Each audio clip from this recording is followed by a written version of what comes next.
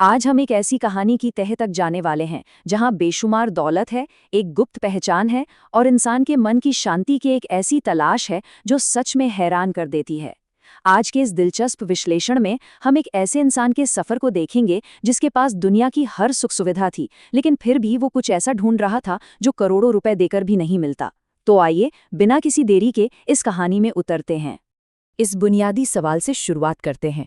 जरा सोचिए, इंसान के बर्दाश्त करने की भी एक हद होती है, और जब वो हद पार हो जाए तो कई बार ऐसे बदलाव देखने को मिलते हैं जिन पर यकीन करना मुश्किल हो जाता है। हमारी कहानी का मुख्य किरदार भी कुछ ऐसा ही करता है। अपना आलीशान ऑफिस छोड़कर सीधे हाईवे के किनारे एक गर्म चूल्हे के सामने जा बैठता है। आखिर ऐसा क्या हुआ होगा जिसने उसे सब कुछ छोड़ने पर मजबूर कर दिया? कहानी का पहला भाग, एक अरबपति का ब्रेकिंग पॉइंट। शुरुआत होती है दिल्ली के ग्रेटर कैलाश के एक शानदार बंगले से, जहां कॉर्पोरेट दुनिया का भारी तनाव हवा में महसूस किया जा सकता है। एक बेहद सफल बिजनेसमैन है रणवीर सिंह राजपूत, जो इस वक्त बहुत गहरे गुस्से और तनाव में है। वजह, उनके ही एक भरोसेमंद सहयोगी ने उन्हें धोखा दिया है, जिससे उन्हें पूरे 60 करोड़ रुपए का नुकसान हुआ है। 2 साल बीत गए हैं और असल रकम का 10% भी वापस नहीं आया। ये सिर्फ पैसों की बात नहीं थी, ये उस भरोसे का टूटना था जिसने उन्हें अंदर तक हिलाकर रख दिया था। इस जानलेवा तनाव के बीच उनकी पत्नी दलजीत कौर एक बेहद कड़वी और भावुक सच्चाई उनके सामने रखती हैं। हाल ही में रणवीर को इसी स्ट्रेस की वजह से स्ट्रोक आ चुका था।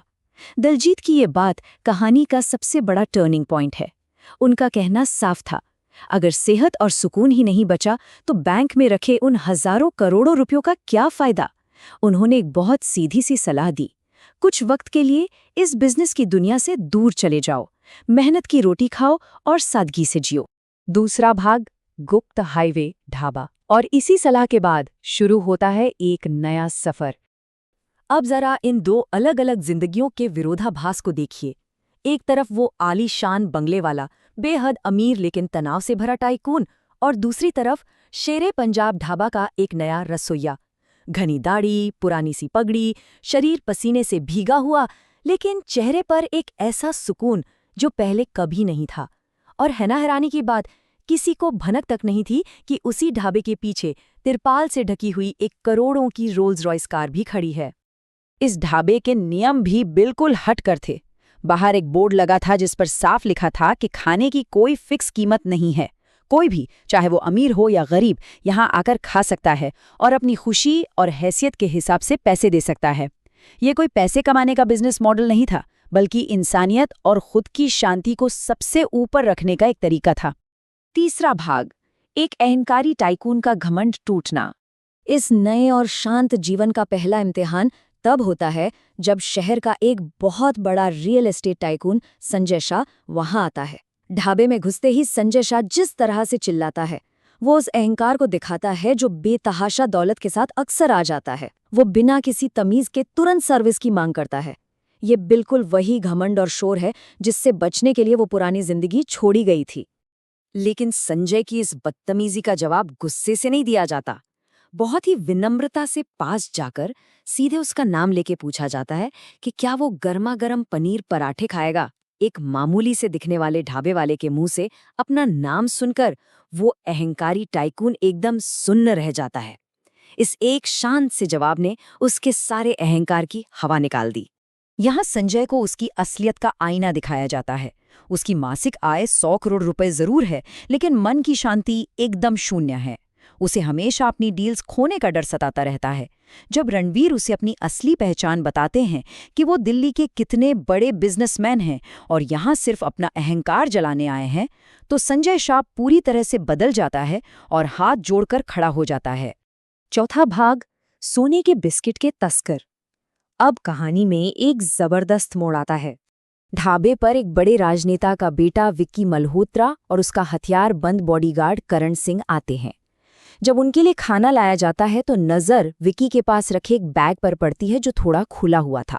बॉडीगार्ड करण उसके अंदर चोरी के सोने के बिस्किट गिन रहा था, पूरे 70 बिस्किट।